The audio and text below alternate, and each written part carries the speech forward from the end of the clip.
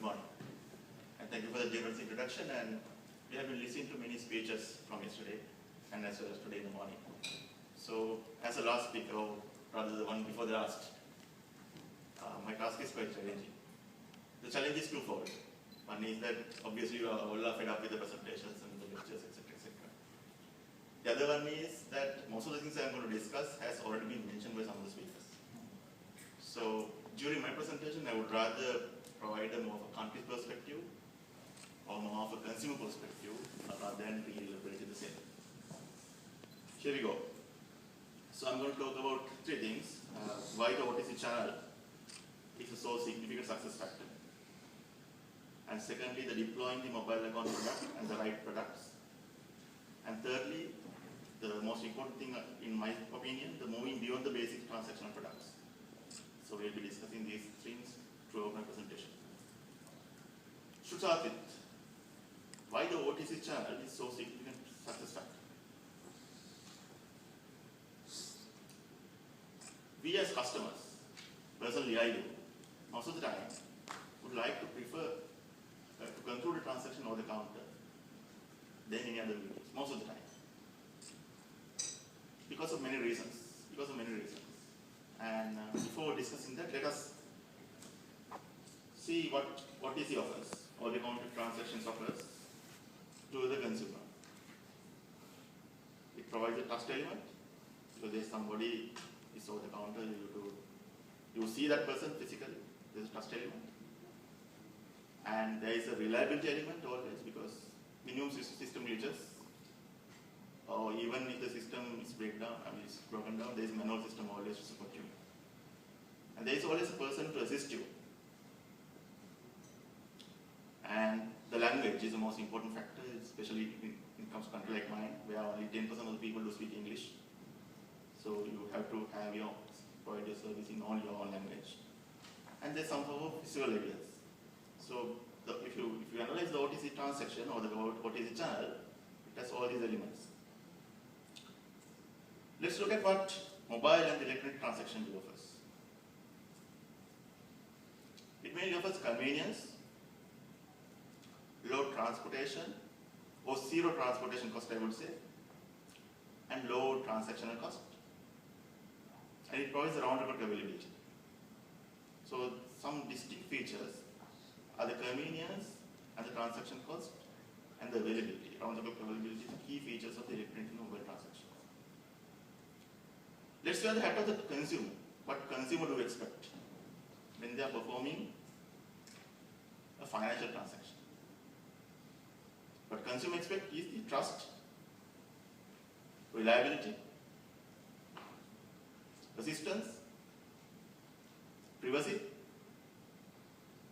service availability without minimum technical glitches, and the convenience.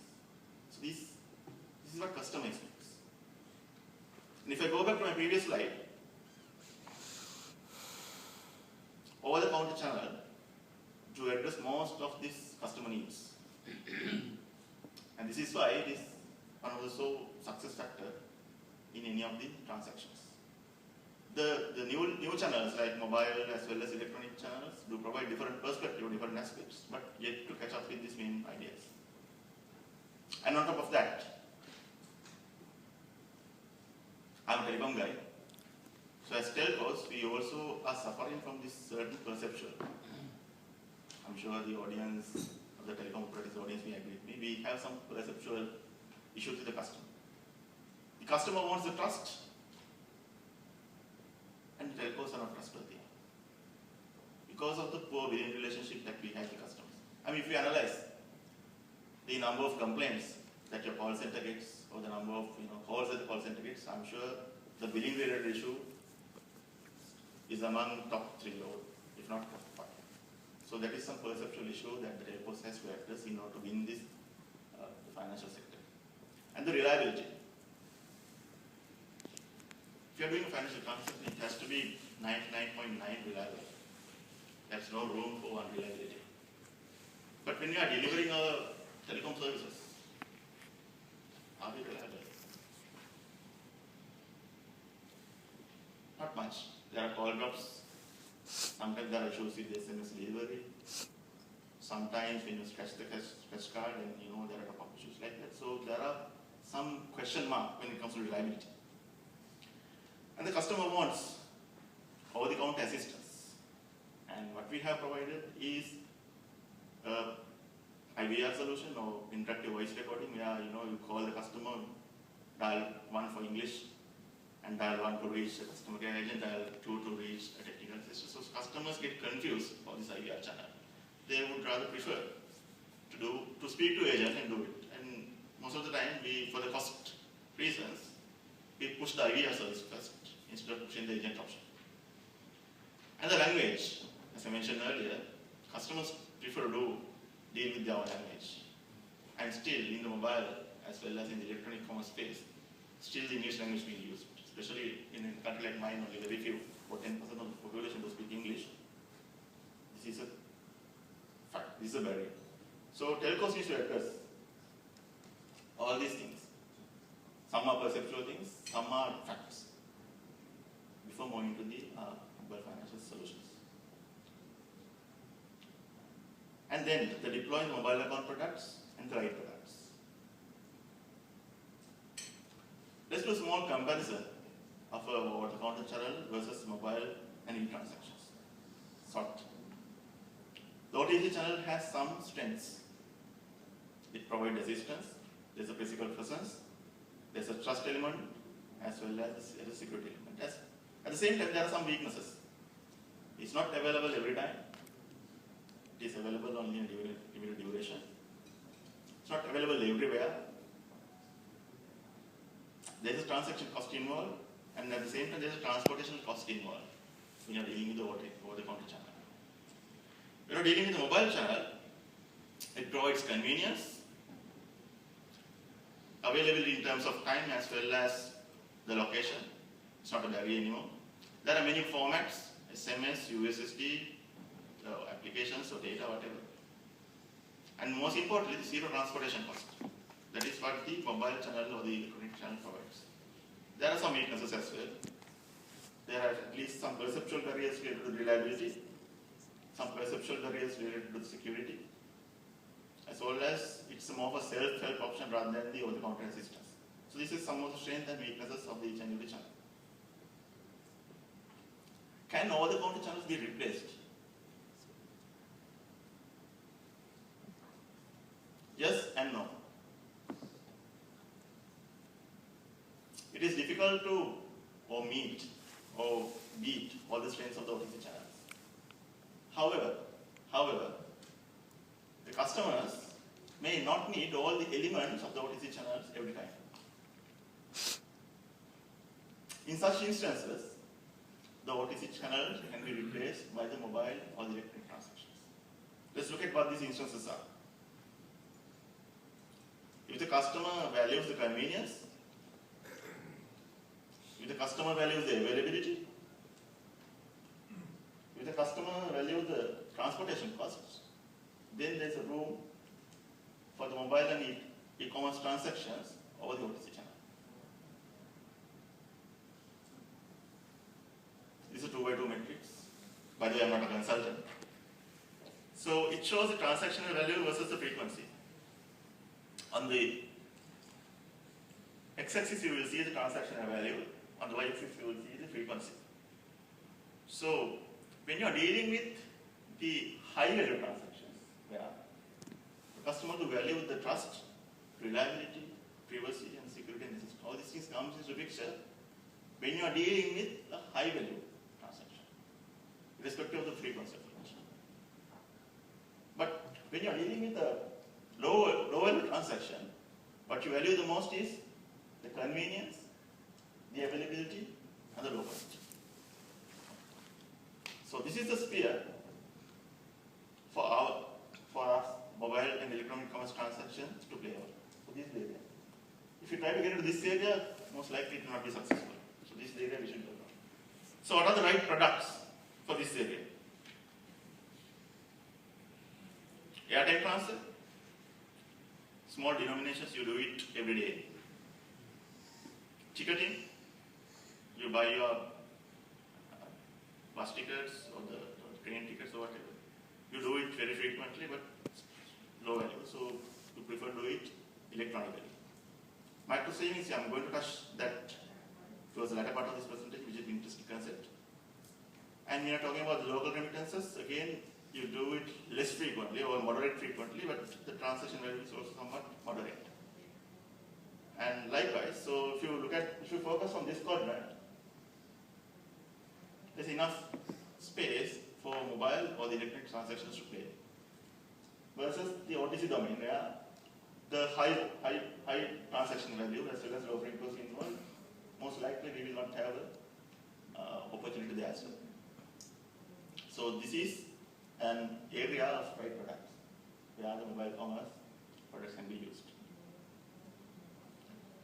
So successful deployment should involve the microtransactions, smaller denominations, frequent transactions, and round-the-clock availability,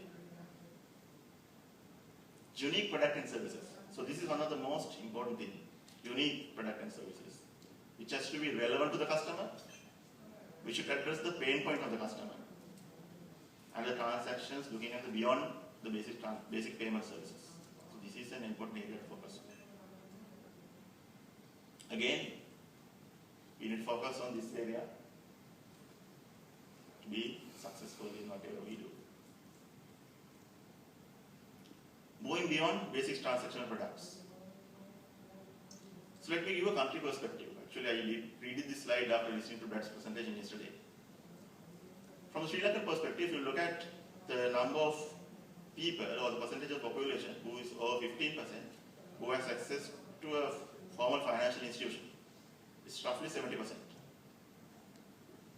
which is well above the regional benchmarks. And if you look at the next table, you will see the enablers for mobile commerce. Our population is 20 million, so which is a small population to have the right scale. The bank population is almost 70%, so it's not a positive. It's an enabler for mobile commerce product. Urbanization is somewhere around 27%, which is also relatively lower compared to our regional counterparts, which is not a favorable condition. There's a significant remittances corridor for us, which is about 5 billion annum, representing about 10% of our GDP, which is mainly coming from the Middle East. So that's an area to focus on, but again, you need to look at in terms of the banking penetration. So there's already an established channel that is there, and almost 100% mobile penetration.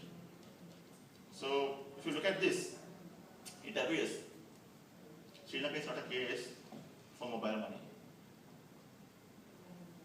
Again, yes and no. If we focus on the basic transactional products, there's no case. However, if you focus on the innovative business model, there are some opportunities. So this all depends on how innovative your business model is.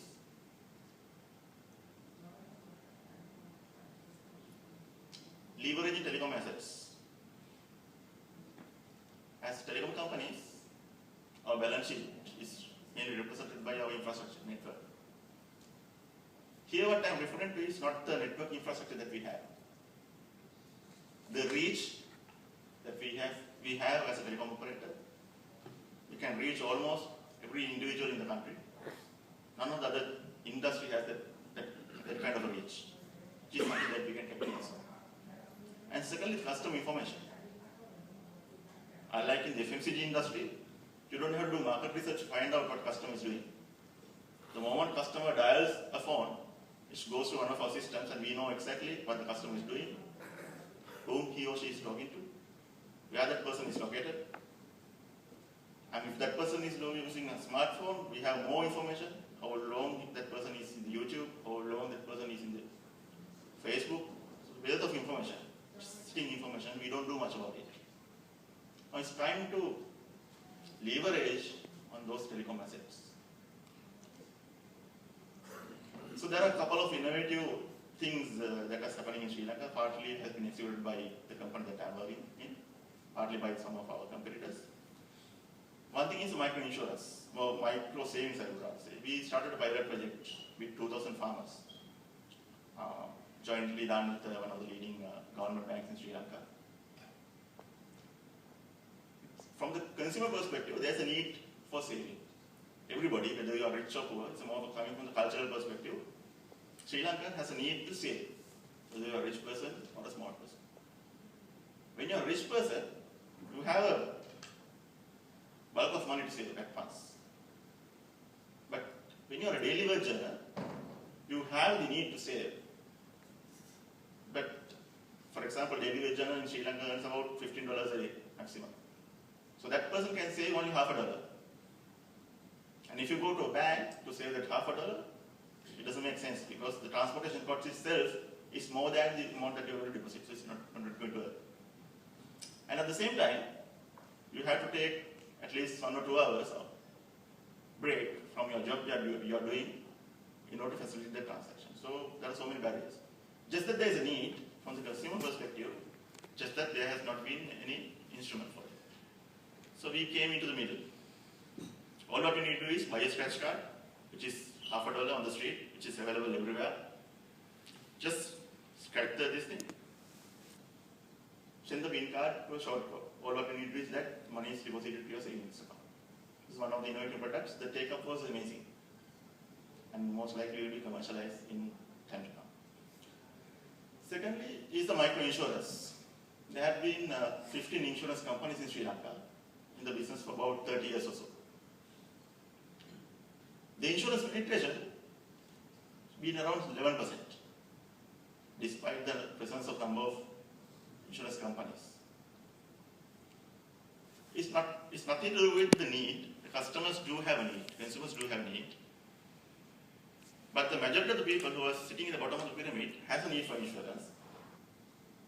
But they don't want millions of money as a terminal benefit. They need a certain level of decent amount of money to support their lifestyle if something goes wrong with them. And for that, obviously premiums has to be very low. And the distribution model that the traditional insurance companies do practice does not support that. Because you can profitably exploit the low premiums cannot be met by the distribution model that is being supported by the insurance companies. We came into the picture, and all the top 3 telcos in Sri Lanka is using this, to use our reach as an enabler. So we started dealing with insurance companies, ask customers to pay on daily basis, just ₹1 a day. You can go up to 500,000 rupees. It's about $5,000 terminal benefit insurance scheme. It's amazing. The take-up was amazing. So these are some of the innovative business model that we can work on. The web payment, which is an interesting concept, and Sri Lanka right now has about 13% data penetration.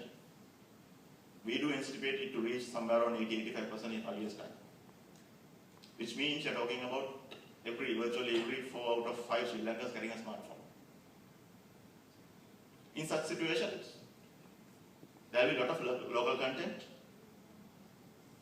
and there has to be a payment mechanism to buy this local content. Right now we use the airtime wallet to buy the local content, which is not profitable for the operator perspective. And recently, one of the recent developments from the company that I work is that we launched something called Book Hub. It's something very similar to the Amazon bookstore. It's the local version of that. You have all the e-books, all the Sri Lankan books in Nagaworld language has been converted into e-format. You can download them to e-reader and all this. Right now it is available only for our customers because we want to use it as acquisition tool than a retention tool. But once we reach a critical mass, we may have to operate the Sri Lanka. How do customers pay for it? In my country, only about 800,000 people have access to credit cards. It's about 3% of the total population. Whereas the rest. So that's the enabler, that's the web payment. It's another innovative business model that can focus on. And mobile advertising, location-based services, because we as a telco know exactly where the customer is. So it's a matter of doing app and informing the customer when he crosses a particular location. Look, if you are crossing a Pizza Hut, you have a deal 20% off. And one of our competitors actually, Sakshat or Dialog Akshat has launched this, something called D-App, which focuses on this area, mobile advertising plus location-based services. And in couponing, as a consumer, I'm getting a lot of coupons every time. I hardly keep a track of that. So as a result, I do not have any loyalty associated with any of the organization. At the same time, the organization who issues the coupon also does not benefit out of that. Because most of the time we don't carry our wallets, most of the time we don't carry those coupons when we want to purchase something. But mobile phone is something we carry every time, everywhere. So there is an opportunity for a couponing solution, which is being tested right now. And the take-up is good, but a little bit of education has to be done. But that's the area that we should focus on. And then ticketing. I cannot remember the day that I bought a movie ticket over the counter. I've been always using the E format or the M format for movie ticketing as well as the channeling adopt, etc. So there are many innovative business models that can be used, even though the basic fundamentals for the mobile money or mobile commerce is not strong in Sri Lanka. Your imagination is a limitation. So the more you imagine, the more you come up with innovative business model, there's enough room in enough space, even though the fundamentals are not strong. So with that thought in mind, let me conclude my presentation. And thank you very much for your patience. And if you have any questions, I'm happy to take. Any questions for Mahesh?